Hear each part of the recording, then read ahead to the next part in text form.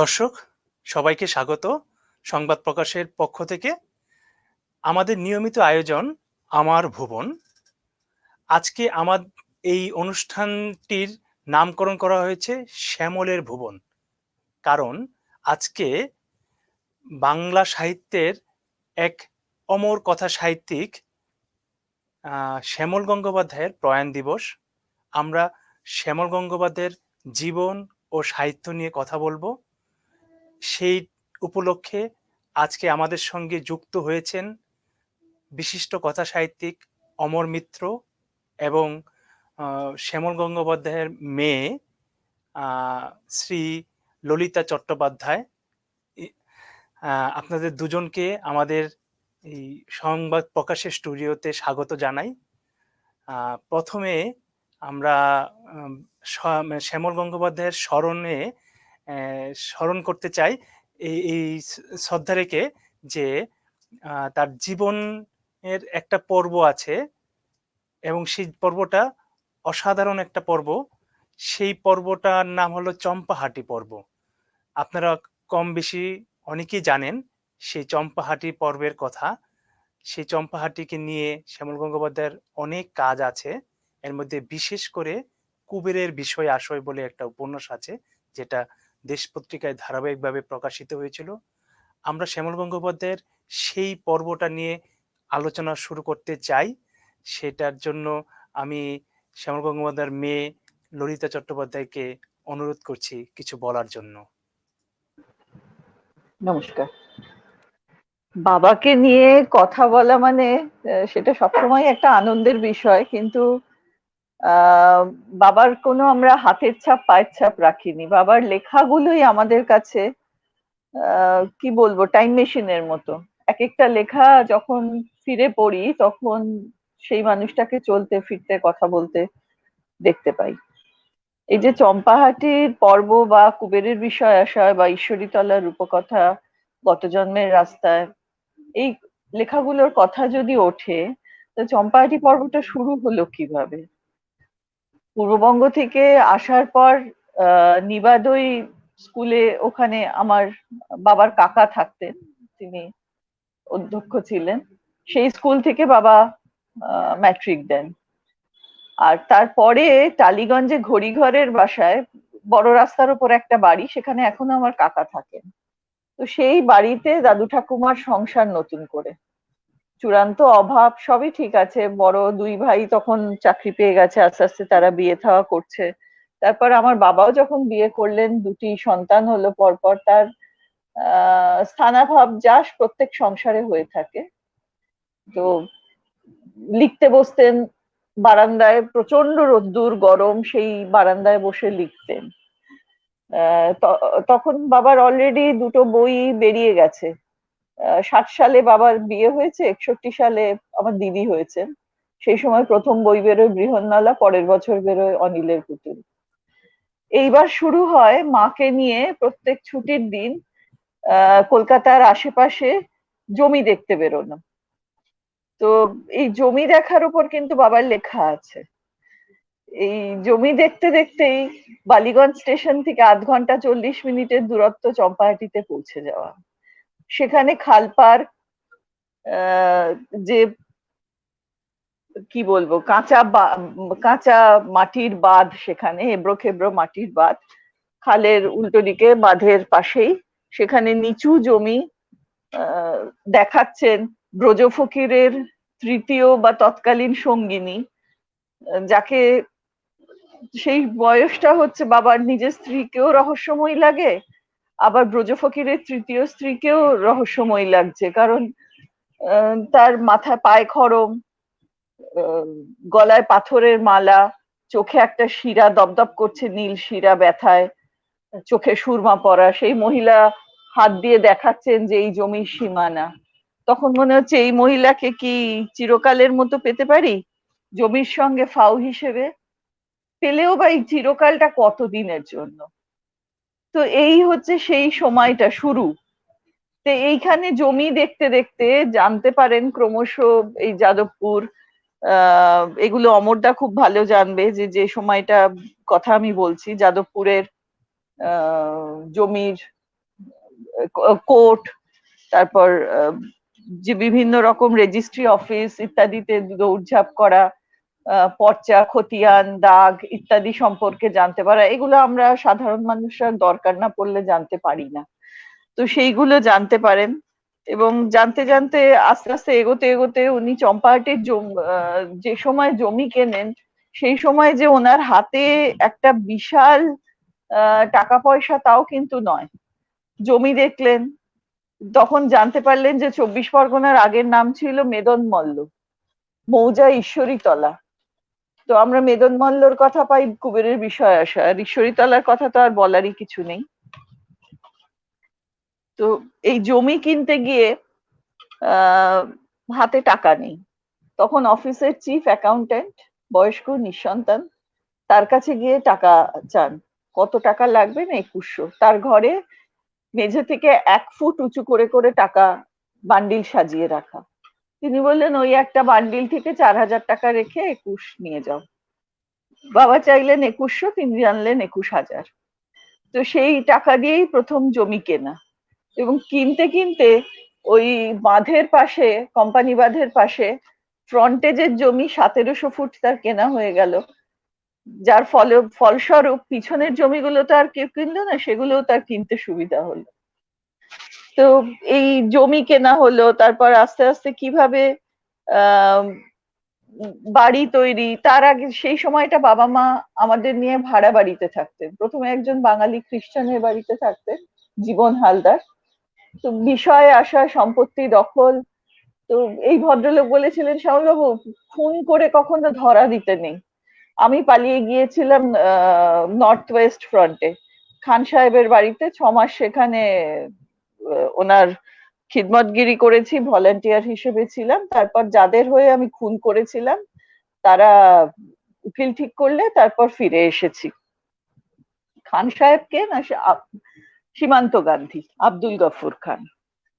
তো এরপর এই জীবন হালদারের বাড়ির কথা যখন বলছেন, তখন বলছেন যে একদিন সকালবেলা এই জীবনবাবুই আমার ঘুম ভাঙিয়ে লাল বাহাদুর শাস্ত্রীর মৃত্যু সংবাদ দেন। তার মানে এই সময়টা ধরে নিতে পারি যে 66 সাল।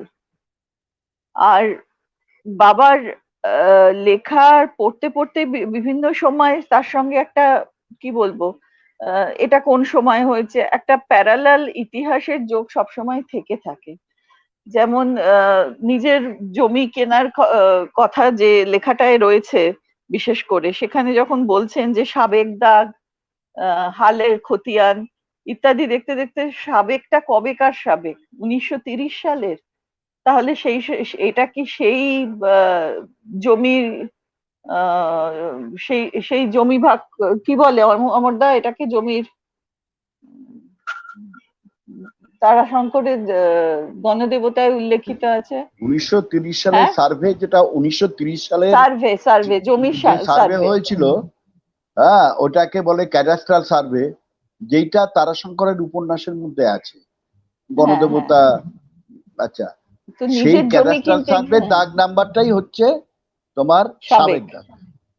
হ্যাঁ, তো এইগুলো তো বাবার লেখা থেকে এগুলো পেয়েছি। এবার আস্তে আস্তে যখন ওই বাড়ি থেকে আমরা উঠে এলাম এক বাড়িতে, সেই ভদ্রলোক মৃত। কেন মৃত? তার প্রথম স্ত্রী প্রয়াত, তার ছেলেরা দূরে প্রতিষ্ঠিত, তার দ্বিতীয় স্ত্রী কথা শুনে দ্বিতীয় স্ত্রীর প্রেমিক এই সুধীর বাবুকে খুন করেছিলেন। বিশাল সম্পত্তি তার। তো এদিকে আমাদের বাড়ি তৈরি হচ্ছে তখন। সুধীর বাবুর দ্বিতীয় স্ত্রী বাবার সামনে বারান্দায় মোড়া পেতে বসে বলছেন যে আমার প্রেমিক ফিরে এলে, যে প্রেমিকের 20 বছর জেল হয়েছে, প্রেমিক ফিরে এলে বাছাই কলমের আম গাছ লাগাবো সামনের জমিতে। তো এই এই ঘটনার পরে পরে তখন দেখা যাচ্ছে আমাদের বাড়িটা তৈরি হয়ে গেছে।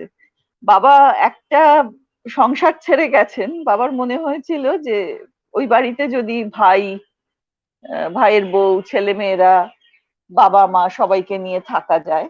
আমাদের বাড়িটা তৈরিও সেইভাবে, 4 তলার ভিত যাতে 5 তলা করা যায়, প্রত্যেক ফ্লোরে অ্যাটাচ বাথ সহ বিভিন্ন ঘর। বারান্দার সামনেটা এই বাড়ির পিছন দিকটা রান্নাঘরের সামনে একটা পুরো বাড়ির প্রস্থ জুড়ে একটা কালো বারান্দা, যেখানে ঠাকুমা সংসার তদারক করতে পারবেন, ইত্যাদি ইত্যাদি। কিন্তু কোনো স্বপ্নই মেলেনি। গৃহপ্রবেশের মধ্যে আগেই ঠাকুমা মারা যান। ভাই ভাই বউরা যেতেন, বন্ধুরা যেতেন, কিন্তু সন্ধে হলেই কারুর আর মন টিকতো না সেখানে। তখন আহ বাবা শিফট ডিউটি ফেরত দিয়ে ফিরতেন, শেষ করে ফিরতেন। আহ, সেখানে এইখানে তো আমাদের ঈশ্বরীতলা পড়তে গেলে গুলিয়ে যায় যে শ্যামলিতি ললিমলি না টুকু লিলি অনাথ শান্তা। তার পিছনে উমা আছে, সঙ্গে বাঘা আছে, বলাই আছে, বলাইয়ের মা আছে। আমাদের বাইরে যখন বাড়িটা তৈরি হয়েছে ইলেকট্রিক লাইট ছিল না, আমরা হ্যারিকেনের আলোয় পড়াশোনা শুরু করেছি। আর বাবার লেখার হলে দিনের বেলা লিখতেন। একটা 6 ফুট বাই 6 ফুট খাওয়ার টেবিল বানিয়েছিলেন, সেইটাই লিখতেন। কিছুই বুঝতাম না, কোলে তুলে ওপরে বসিয়ে দিয়ে বলতেন এই লেখাটা কেমন হবে বলো তো।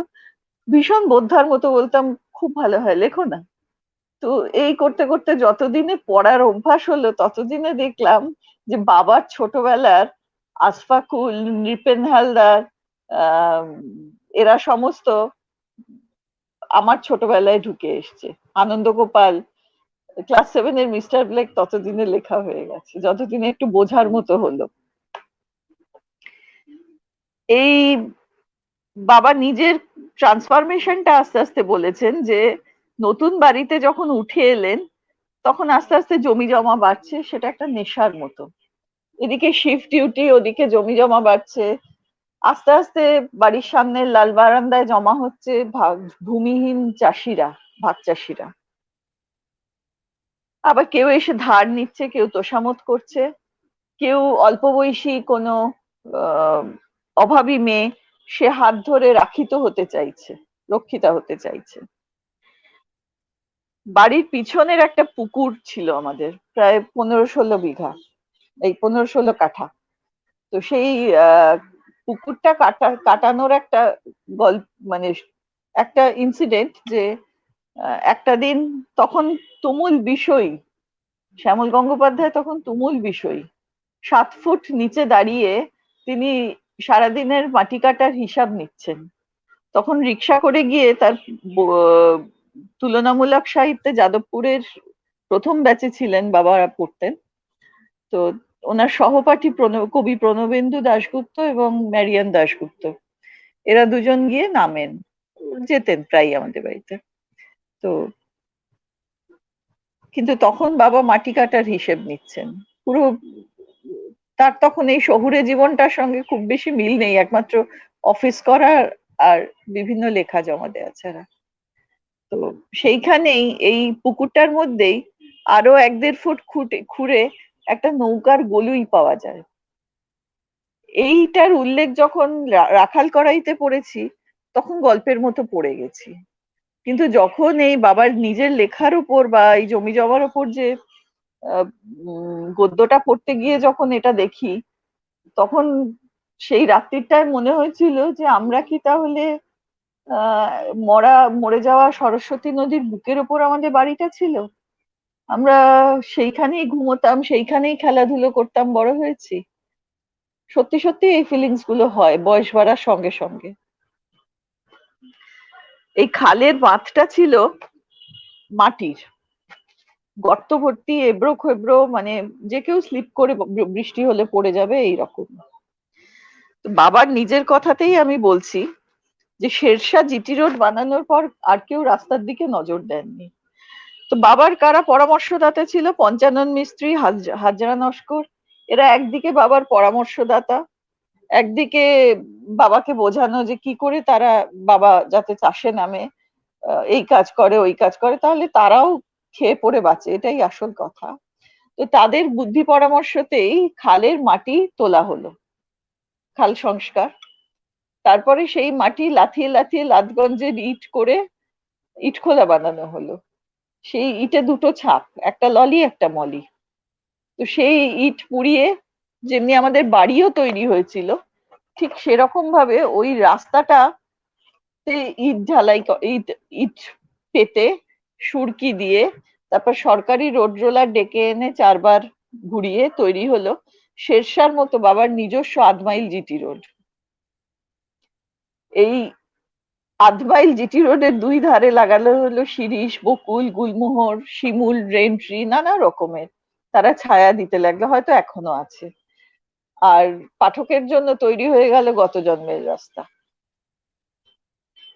নিজে সারা জীবন ডিক্লাসড হয়ে মিশতেন, পারিবারিক পেডিগ্রিতে কোনোদিন বিশ্বাস করেননি। আমি যে সব চাষিদের কথা বললাম, এরা কেউ কখনো সপরিবারে, কখনো বিচ্ছিন্ন ভাবে।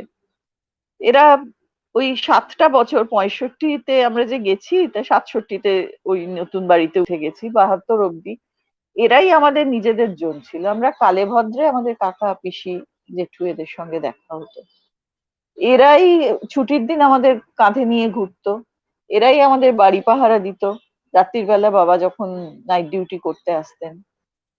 আহ গরুর বাচ্চা হবে, বাড়ির চতুর্দিকে তো ধান ক্ষেত তখন, তো সামনেও তাই কাটা হয়ে গেছে, শীতকালের আগে ধান কাটা হয়েছে। সেখানে গরুর বাচ্চা হবে দেখে আমরা দুই বোন, আমাদের কোনো কেউ ঘুমোতেও বলতো না, কেউ পড়তেও বলতো না। এই মাঝে সাঝে টাইমে টাইমে মা খেতে দিয়ে দিতেন, খেয়ে নিতাম, আর ঘুম পেলে ঘুমোতাম। তো ওইখানে আগুন জেলে, যেরকম যেটাকে স্টাবল বলে আর কি, ধানের গোড়া, খড়ের গোড়াগুলো পুড়িয়ে জড়ো করে পোড়ানো, যাতে তাপ দেওয়া হয়। তো সেই অবস্থায় আমরা দুই বোনও লাফাচ্ছি ঘরের সামনে, একটা বিশাল কেউটে, সে ওই তাপ পেয়ে সে বেরিয়ে এসছে। ও চাষিদের উল্লাস কি! তারা ওইটাকে নিয়ে, তারা কিন্তু নিরন্ন, তারা, তাদের কোনো, কি বলবো, তাদের না আছে পেশার ঠিক, না আছে আয়ের ঠিক, কিন্তু তাদের জীবনে আনন্দের কোনো অভাব ছিল না। আহ ল্যাচটা ধরে ওপরে সপাটে ঘুরিয়ে ওরা ওইভাবেই সাপ মারতো, এক আছাড় প্রবল উল্লাস যে দা ঠাকুর, এই সাপটা কিন্তু আমরা, এইটা কিন্তু আমরা নেবো, এটা আমাদের ফিস্ট আজকে। এইরকম আর কি, এই জীবনগুলো তো কাটিয়ে এসেছি, এগুলো তো কিছু বলার নেই আর নতুন করে। সেটাই। আহ, আমরা আমরা আবার যখন আসবো এই এই জীবনের ব্যাপারে, এ শেষ ঘটনা হবে নিয়ে না, তার আবার চেয়ে বড়। হ্যাঁ, সেটাই। আমরা একটু অমরদার কাছে যেতে চাই। অমরদা, আমাদের একটু যদি বলেন যে শ্যামল গঙ্গোপাধ্যায়ের সাহিত্যটাকে নিয়ে, মানে ওনার প্রয়াণের আজকে ২০ বছর হতে চললো, এই সময়ে এসে তার সাহিত্য কতটা প্রাসঙ্গিক বলে আপনি মনে করেন? সাহিত্য তো শ্যামলদা অবশ্যই প্রাসঙ্গিক। প্রাসঙ্গিক যদি না হতেন, তাহলে তুমি ঢাকায় বসে, তুমি একটা অল্পবয়সী ছেলে, শ্যামলদার যখন প্রয়াণ হয় তখন তুমি অনেক ছোট। তুমি আজকে শ্যামল গঙ্গোপাধ্যায়ের প্রয়াণের দিনটিকে স্মরণে রেখে এই অনুষ্ঠানের আয়োজন করতে না। প্রাসঙ্গিক তিনি বটেই, এবং সাহিত্যে সাহিত্য সবসময় সত্য কথা বলে। সত্য কথা বলে মানে যে আসল পাঠক ঠিক খুঁজে নেন তার আহ, আহ, প্রকৃত প্রকৃত জিনিসটাকে, প্রকৃত সাহিত্যটাকে। সেখানে কোনো ছলনা চলে না। অনেক বিজ্ঞাপন, অনেক রকম ক্ষমতা দিয়ে অনেক রকম হই হল্লা হয় একজন সাহিত্যিকের জীবৎকালে, কিন্তু সব হয়ে যাওয়ার পরে যখন তিনি থাকেন না, তখন তো যে তখন তো তার কোনো ভূমিকা নেই। তখন পাঠক কিন্তু আস্তে আস্তে কাউকে বর্জন করেন, কাউকে গ্রহণ করেন। শ্যামল গঙ্গোপাধ্যায় যতটা জীবিতকালে গ্রাহ্য ছিলেন, তার চেয়ে এখন বেশি গ্রাহ্য হয়েছেন, আরো ক্রমাগত হচ্ছেন। এবং শ্যামল গঙ্গোপাধ্যায় এমনি খুব আহ, মানে স্বাস্থ্যবান, লম্বা মানুষ ছিলেন, উঁচু মানুষ ছিলেন। তার উচ্চতা ক্রমশ বেড়ে যাচ্ছে, এটা আমার মনে হয়। আমি ওই ললির কথা মুগ্ধ হয়ে শুনছিলাম।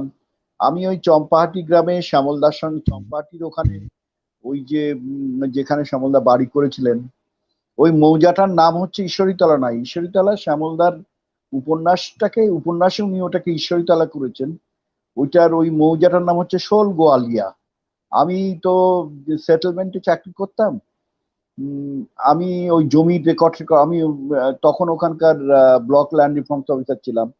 আমি একদিন বসে আছি, ওই মৌজা খুলে দেখি কটা লোক এসছে।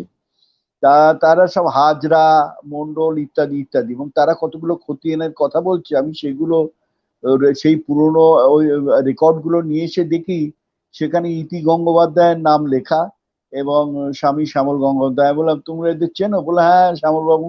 আমি কথায় কথায় গল্প, তারা সবই হাজরা শ্যামলদার লেখার হাজরা নস্কর, ভদ্রেশ্বর, এদের সব ছেলে পুলে নাতি। তারা নয়, তারা ততদিনে মারা গেছে বা খুব বুড়ো হয়ে গেছে, বাড়ির থেকে বেরোতে পারে না এরা। তারপরে আমি একবার ওদেরকে বলে আমি একবার যাব দেখতে, আমি ওই বাড়িটা দেখে এসেছিলাম।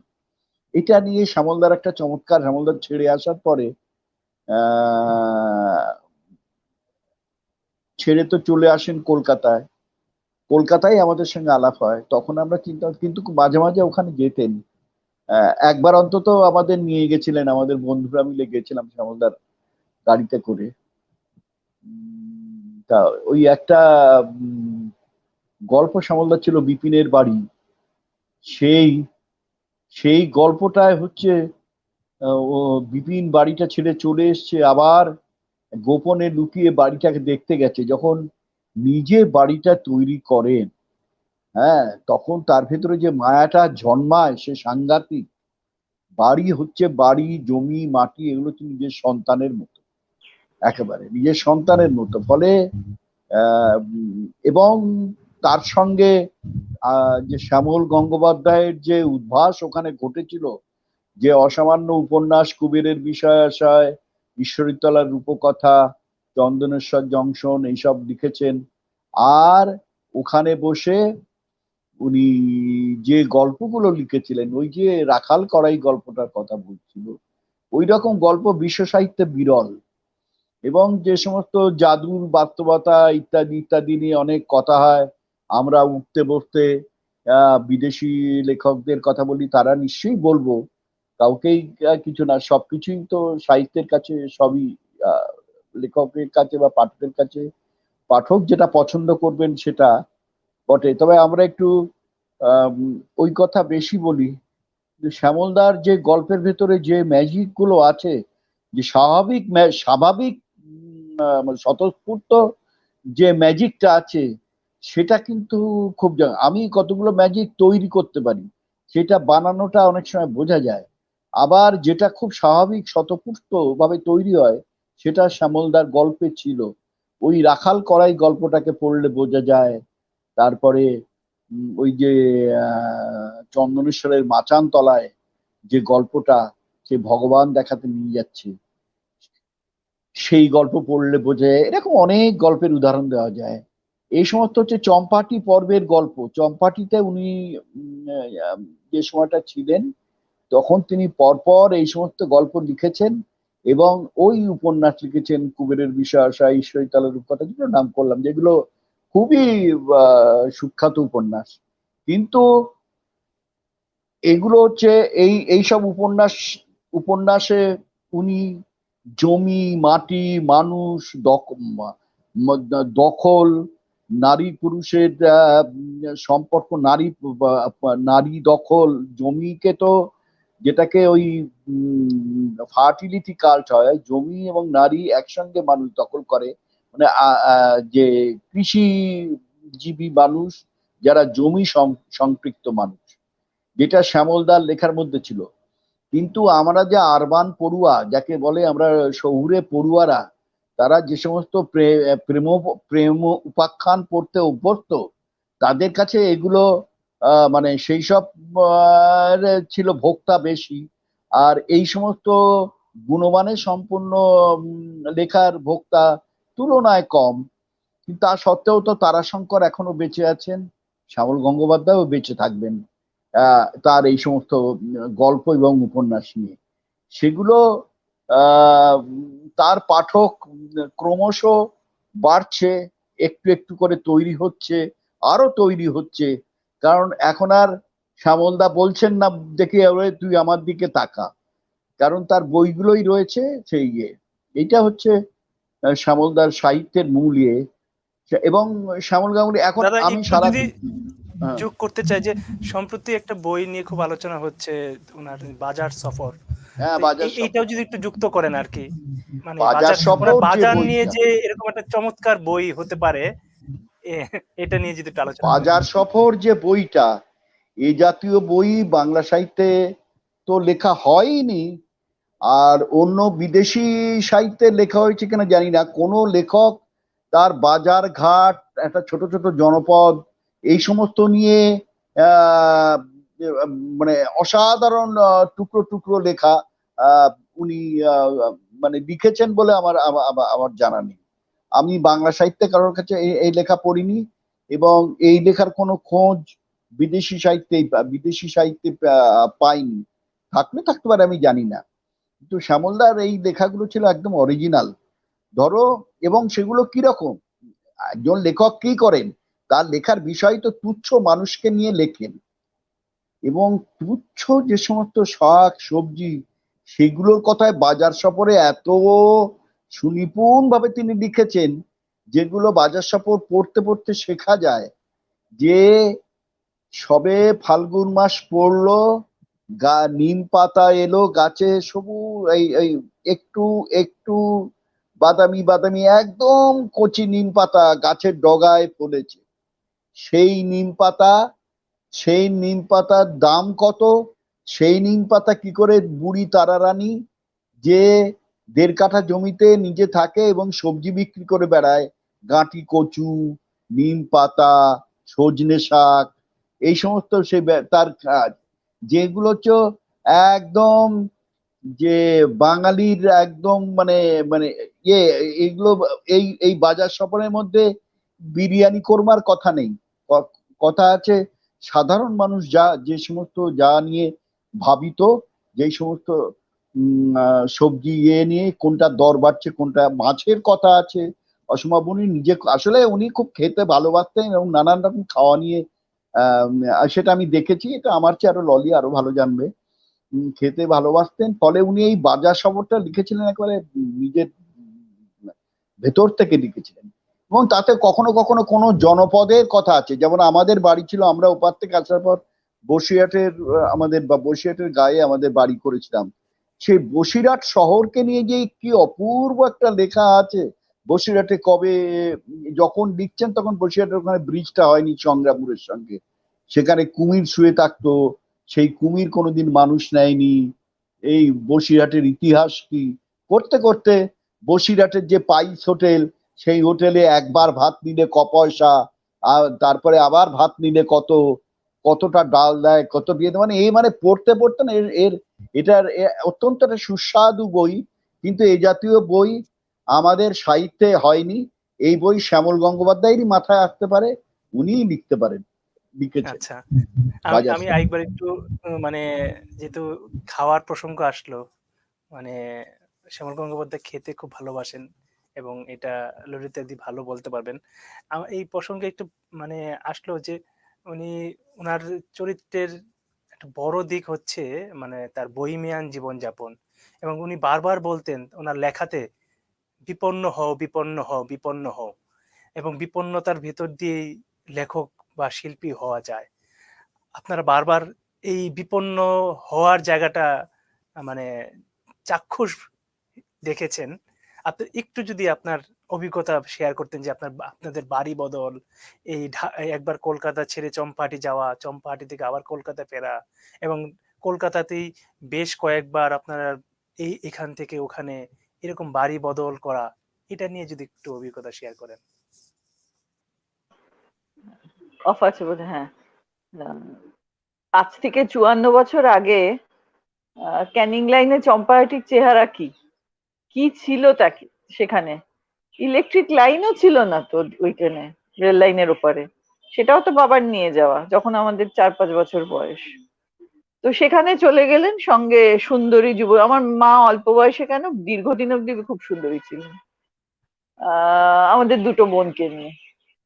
আবার আমরা যেদিন চম্পাহাটি থেকে চলে আসি, আমরা দুপুরে খেতে বসেছি, তখন দেখি একটা লরি এসে দাঁড়ালো, আমাদের পড়ার বই, তোশক বালিশ বিছানা, আগে একটা বিছানা বাঁধা হতো কোথাও যাওয়ার আগে ওই রকম, আর সামান্য কিছু জামা কাপড় নিয়ে আমরা কলকাতায় চলে এসেছিলাম, উনি বাড়ি রেখে রেখেছিলেন। কিন্তু ব্যাপারটা, আর ওনার জীবনই ওনাকে এমন ভাবে বাড়ি বদল করিয়েছে। এই বাড়িটায় যে আমি আছি, আমি যে সুখভোগ করছি, এই বাড়িটা বাবাকে আহ যতীন চক্রবর্তী তৎকালীন মন্ত্রী থাকাকালীন উনি অনুরোধ করে বাবাকে এখানে ফ্ল্যাটটা দিয়েছিলেন। বাবা থাকেননি, বাবা আলটিমেটলি চলে গিয়েছিলেন সাউথ ক্যালকাটায়। তারপর যে যে বাড়িতে থেকেছেন, যা কষ্ট করেছেন, আমার মাও সমানভাবে কষ্ট করেছেন। আমি ওরকম চাহিদাহীন মানুষ দেখিনি আমার মায়ের মতো। অমরদারা জানে সবাই। আহ যে পরিস্থিতিতে গ্যাস নেই, স্টোভ না হলে উনুন, আর আমার বাবা বাজার করে এসে 10 মিনিটের মধ্যে খেতে চাইতেন, ইতি কি রান্না করেছো। ইটস আ ফ্যাক্ট, এটা ওদের জীবন ছিল।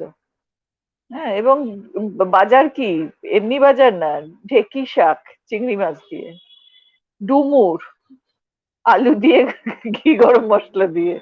হ্যাঁ, তারপরে ডাল, মুসুরির ডাল এমন হবে যেটা চুমুক দিয়েও খাওয়া যাবে। মাংসের ঝোল লাল রগরগে হবে।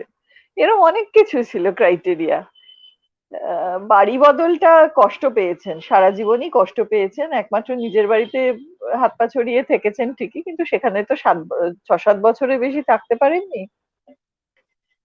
বাড়ি পাল্টে পাল্টে থেকেছেন, কোথাও মশা বেশি, কোথাও ড্রেন, কোথাও সব রকম অসুবিধাই ভোগ করেছেন। নিজের যে সময় নিজের সমসাময়িক বন্ধুরা, এই কথাটাকে কেউ খারাপ ভাবে নেবেন না, আমি বলছি, আর এই বয়সে এসে আমি এই কথাটা বলতেই পারি, যে বয়সে নিজের সমসাময়িক বন্ধুরা লেখার সুযোগ, হ্যান্ডসাম মাইনে এবং সুস্থির চাকরি, সেইটা যাতে বিপন্ন না হয় সেই জন্য তারা কোনো স্টেপ নেননি। আমার বাবা সেই রাস্তায় হাঁটেনি। যেখানে আত্মসম্মান বিঘ্নিত হয়েছে তিনি চাকরি ছেড়ে চলে এসেছেন। হ্যাঁ, এমনকি আমার মাকে এই প্রশ্নও করেছেন, ঠিক ক টাকা রেখে গেলে আত্মহত্যা করা যায় বলতো। সেই সময় নিশ্চয়ই তিনি বিপন্ন বোধ করেছেন। আমাদের কোনো একদমই কিছু তাই। বন্ধ হয়নি, কিন্তু আমাদের স্কুল না, হ্যাঁ আমার স্কুল পাল্টে দিয়েছেন। কিছু কিছু হয়তো কাটিল করেছেন, কিন্তু ছোট ছিলাম, অত কিছু বুঝতাম না, হয়তো 2-1 দিন কান্নাকাটি করে আর ভাবিনি। আমাদের কাছে এন্টারটেনমেন্ট বলতে ছিল বই, আমাদের খেলার সঙ্গী ছিল কুকুর, বন্ধু বান্ধব নিশ্চয়ই যেখানে যেখানে যেরকম পেয়েছি সেরকম পেয়েছি। আর সারাক্ষণ বাবার সঙ্গেই আমরা থাকতাম। সে যে আচ্ছা, কোনো অনুষ্ঠান বলুন, যে কোনো পার্টি বলুন, যে কোনো অভিযান বলুন, আহ সব জায়গায় উনি সংকোচ বোধ করতেন না, আমরা করতাম। আর এটা খুব সত্যি কথা যে ক্রমশ উনি আহ পুরোপুরি লেখার ওপর জীবনযাপন করেছিলেন, শেষ কয়েক বছর তো বটেই। দেখুন, একটা সময় গিয়ে আমি কথাগুলো না বললেও যদি সত্যি বাবার পাঠক সংখ্যা বৃদ্ধি পেয়ে থাকে, এগুলো আস্তে আস্তে খুঁড়ে বেরিয়ে আসবেই। কাজে আমি বলার মধ্যে আজকে কোনো লজ্জা নেই, কোনো সংকোচ নেই আমার। অর্থ ধন্যবাদ। কষ্টে ভুগেছেন, হুম, কষ্ট করে চালিয়েছেন, কিন্তু ওই মেজাজটা যে আসল রাজা, ওই রকম ভাবেই সারা জীবন চলেছেন। উনি এই কষ্টগুলোকে কষ্ট মনে করতেন না, নিজের সাধ্য আচ্ছা। মতো লিখে নিজের মতো চালিয়ে গেছেন। সেটাই। এবং উনি মহাকাল মেলের প্যাসেঞ্জার হিসেবে মানে দীর্ঘদিন ছিলেন এবং এখনো আছেন। অমরদা, আপনার কথা দিয়ে আমরা অনুষ্ঠানটাকে শেষ করতে চাই। ওনার একটা মানে চমৎকার আত্মজীবনী আছে, সেটা নাম হচ্ছে জীবন রহস্য। এবং এত চমৎকার আত্মজীবনী সম্ভবত বাংলা সাহিত্যে খুব কমই আছে। এবং সেখানে বারবার উনি যে কাজটা করেছেন, উনি নিজেকে ভীষণ রকম সমালোচনা করেছেন এবং একদম মানে যেটাকে বলে অ্যাকচুয়ালি উন্মুক্ত করে দেখানো। এবং বারবার উনি বলেছেন যে আমি একটা মানুষকে খুব ভালো করে চিনি, তার নাম শ্যামল গঙ্গোপাধ্যায়, আমি তার কথাই লিখছি। যে এই লেখক হিসেবে মানে এই জায়গাটা আপনি মানে কিভাবে মূল্যায়ন করবেন? হ্যাঁ, লেখা তো আত্মজৈবনিক লেখা বলেই অত ভালো উপন্যাস লিখেছেন। যে কুবেরের বিষয় আশায় কুবের সাধু কাকরি, বা ঈশ্বরী তলার রূপকথার ওই অনাথ কে, এ তো তার ভেতরে তো উনি ঢুকে বসে আছেন। তারপরে হয়তো অন্য কোনো মানুষ যাকে চোখে দেখেছেন তার কিছুটা ভাব ওর ভিতরে আসতে পারে, কিন্তু পুরোটাই উনি উনি যা করেছেন, ওনার জীবনে যা যা ঘটেছে। যেমন উনি হাওয়া গাড়ি, এটা খুব ভালো উপন্যাস। এই উপন্যাসটা লেখার সময় আমি দেখেছি তখন উনি বারবার গাড়ি বিক্রি করছেন, নতুন গাড়ি কিনছেন, একটা গাড়ি কিনে নিয়ে এসছেন, ভক্সল বলে একটা গাড়ি ছিল। তখন তো কলকাতা শহরে এই মারুতি টারুতি এই সমস্ত গাড়ি ফাড়ি আসেনি তখন। তখন ছিল এক হচ্ছে পাতি অ্যাম্বাসাডার গাড়ি। তা উনি একটা কোত্থেকে পুরনো ভক্সল নিয়ে এসছেন, করে সাহেবের গাড়ি, হয়তো সে রাজহাঁসের মতো গাড়ি ছিল। তারপরে সেই গাড়িটা বেচে দিয়েছেন একটা অস্টিন বা হিলম্যানে করে। আমরা একবার আমরা কোথায় উত্তর কলকাতা থেকে ওর গাড়িতে করে ওর সঙ্গে আসছি, হঠাৎ ড্রাইভার ছিল, তার নাম ছিল মণি, বলে মণি গাড়িটা থামাও। বলে কি? বলে ওই দেখ আমার গাড়িটা দাঁড়িয়ে আছে।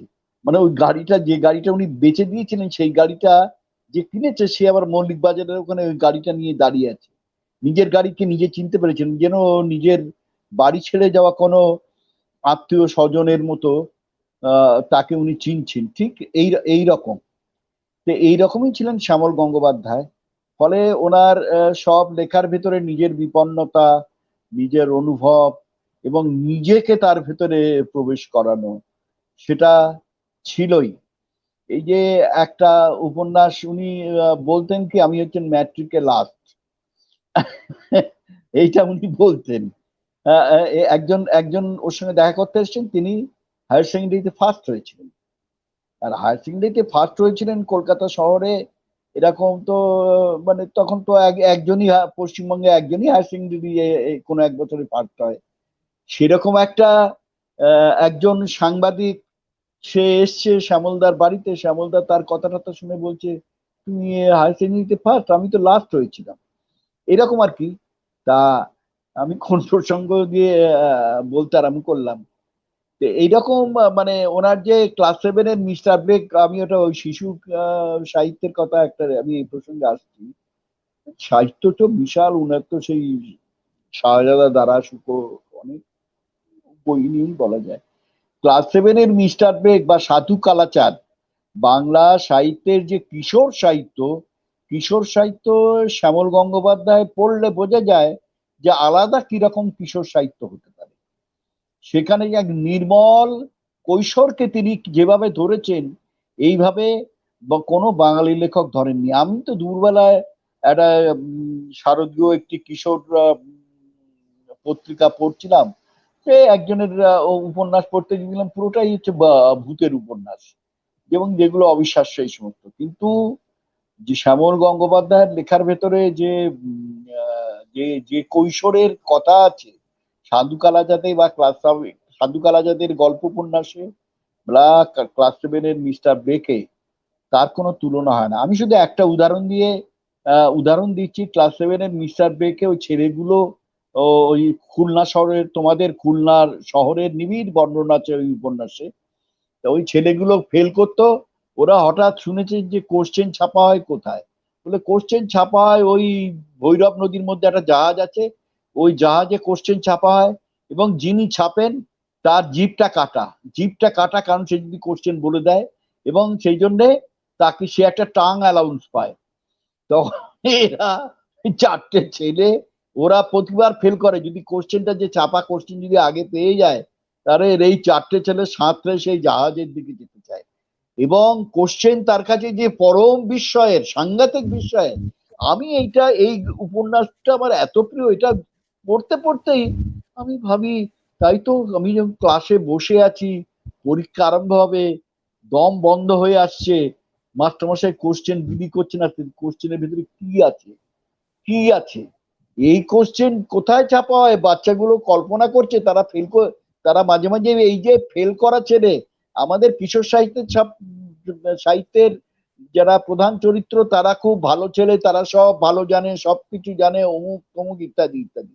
আর শ্যামল গঙ্গোপাধ্যায়ের কিশোর সাহিত্যের মধ্যে এই সমস্ত ফেল করা ছেলে, তারা দুর্দান্ত ছেলে, দুরন্ত ছেলে, এবং তাদের নিয়ে তার এই সমস্ত গল্প আর উপন্যাস।